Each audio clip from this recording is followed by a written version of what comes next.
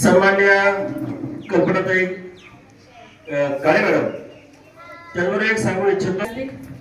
व्यासपीठावरील पंचायत समिती सदस्य संभाजीदादा चव्हाण असतील, तसेच राष्ट्रवादी काँग्रेसचे अध्यक्ष चंद्रताई गाडगे, तसेच माझे ज्येष्ठ बंधू रवीदादा शेगर असेल किंवा किरण गोत्राझळ असेल, त्याचप्रमाणे इथे जमलेले सर्व ग्रामस्थ असेल, शिक्षक वृंद, तसंच शिक्षिका आणि सर्व माझे छोटे छोटे विद्यार्थी, आज ज्यांच्या माध्यमातून या जिल्हा परिषद प्राथमिक शाळा निमगाव सावा या ठिकाणी कार्यक्रम होत आहे, असे दानशूर व्यक्तिमत्व विजयदादा गणपत गाडगे यांच्या माध्यमातून सर्व मुलांना आणि मुलींना म्हणजे सर्व विद्यार्थ्यांना या ठिकाणी शालेय साहित्य वाटप होत आहे.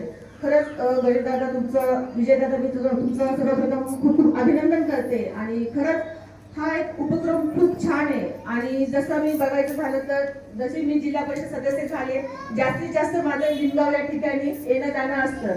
रवीदादा असतील, किरणदादा असतील, ते नेहमी मला सांगत असतात शाळेबद्दल असो, अंगणवाडी असेल किंवा सर्व गावच्या ठिकाणी जे जे काही कार्यक्रम असतात, उपक्रम असतात, त्या प्रत्येक उपक्रमामध्ये लोक सहभाग होणं खूप अत्यंत आवश्यक आहे. आणि शिक्षण अशी संस्था आहे जेणेकरून जिथे कुठेच आपण लहान आहोत का मोठे आहोत तिथे भेदभाव केला जात नाही. आणि अशी ही संस्था आहे जेणेकरून कोणतेही व्यक्तिमत्व या ठिकाणी येऊन आपलं दानशूर व्यक्तिमत्व देऊ शकतं. आणि खरंच हा एक छान उपक्रम आहे की जेणेकरून सर्व विद्यार्थ्यांना याचा लाभ मिळतो. जसं तुम्ही बोलले की तुम्ही पहिले आधी जे गरजू विद्यार्थ्यांना वाटायचे, काही मुलं माझे खरंच हे जिल्हा परिषदेच्या माध्यमात असतं, कारण की मी स्वतः 8वी पर्यंत जिल्हा परिषद शाळेमध्ये शिकलेली आहे. कारण की मी परभणीला असतात जिल्हा परिषद शाळेतच शिकलेली आहे 8वी पर्यंत. जेव्हा आम्हाला आमचे गावचे सरपंच असतील किंवा दानशूर व्यक्तिमत्व, जेव्हा माझे वडील सुद्धा तिथे वह्या पुस्तकं काही छोट्या छोट्या गोष्टी देत असतील, तेव्हा आम्हाला वाटायचं ते पण आम्हाला भेटलं पाहिजे. जरी आपल्या घरचं जरी ते वस्तू असली तरी आम्हाला वाटायचं की ती आम्हाला भेटली पाहिजे. खरंच आणि हा उपक्रम खूप छान आहे. आणि या ठिकाणी जसं किरण दादा असेल, दादा असतील, सर्व ग्रामस्थ असतील, हे बहुतेक करून या शाळेसाठी काही ना काही खूप मदत करत असतात. आणि त्यांचं या ठिकाणी खूप लक्ष असतं, कारण की मी बघितलंय की थोडंफार काही वाटलं तर ते मला सांगत असतात की ताई आमच्या शाळेमध्ये आम्हाला हे पाहिजे ते पाहिजे. आणि जेव्हा मी आणि संभाजीदादा जेव्हा आम्ही पहिली व्हिजिट केली या ठिकाणी, तेव्हा शिक्षक असतील किंवा चंद्रताई पण सोबत होत्या, तेव्हा त्यांनी ज्या काही मागण्या केल्या असतील त्या मागण्यांनी तो प्रस्ताव आम्ही पंचायत समितीच्या माध्यमातून आणि जिल्हा परिषद माध्यमातून तो प्रस्ताव आम्ही दिलेला आहे. आणि येणाऱ्या पुढच्या महिन्यामध्ये आमची जीबी होणार आहे. त्या जीबी मध्ये आम्ही ज्या काही आपल्या गटातील असेल, गणातील असेल, ज्या ज्या शाळेची जी मागणी आहे ती मागणी जास्तीत जास्त या ठिकाणी पूर्ण करण्याचा प्रयत्न करणार आहे. जसे की आता आपले मॉडेल स्कूल, दादा कसे बोलले की पहिले की ही इम्प्युटी फाउंडेशन मार्फत स्कूल झालेली आहे, तेव्हा पण पारगावला पण स्कूलची अवस्था बिकट होती, तेव्हा पण फाउंडेशनच्या मार्फतून झालेली आहे.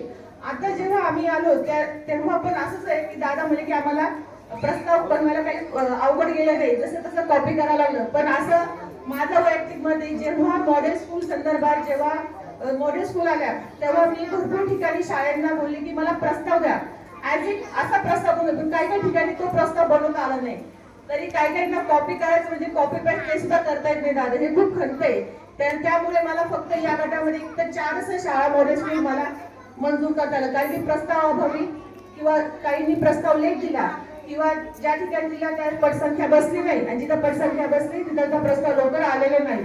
म्हणून सर्व शिक्षकांना किंवा शालेय समितीतील अध्यक्ष असतील त्यांना पण विनंती आहे की जेव्हा जेव्हा आपल्या जिल्हा परिषद मार्फत किंवा पंचायत समिती मार्फत किंवा अदर म्हणजे कोणत्याही ठिकाणी मार्फत जेव्हा जेव्हा फंड उपलब्ध असेल तेव्हा त्यांनी लवकरात लवकर प्रस्ताव देणं खूप अत्यंत आवश्यक आहे, जेणेकरून आम्हाला तो लवकरात लवकर तिथे पोहोच करून त्याची मागणी आम्हाला ती पूर्तता करता यावी.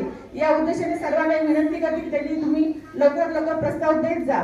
आणि आज या ठिकाणी जे विजयदादांनी जे शालेय साहित्य वाटप केले त्यांचं सर्व ग्रामस्थांच्या वतीने, आमच्या सर्व छोट्याशा चिमुकलींच्या वतीने तुमचं खूप खूप अभिनंदन करते आणि तुमच्या पुढील वाटचालीसाठी खूप खूप शुभेच्छा देते.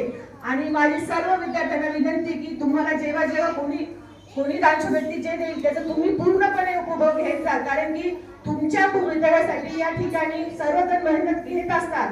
मग ते शिक्षक असतील, ग्रामस्थ असतील किंवा शालेय समितीचे अध्यक्ष, उपाध्यक्ष, सर्व कमिटीचे सदस्य असतील, त्यांचाही तुम्हाला काही अडचण असेल तुम्ही त्यांनाही सांगू शकता किंवा संभाजी दादा असेल किंवा मी असेल, जेव्हा जेव्हा तुम्हाला शाळेला व्हिजिट देईल तेव्हा तेव्हा तुम्ही ते सांगू शकता. आणि खरंच आज या ठिकाणी सरांनी सांगितलेले की आपल्याला कॉम्प्युटर लॅबसाठी मान्यता मिळाली ना.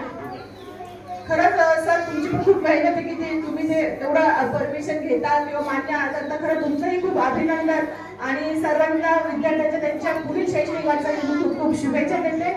आणि सर्व मान्यवरांना पण या ठिकाणी आल्याबद्दल त्यांचे मनापासून मी आभार मानते. थांबते. धन्यवाद.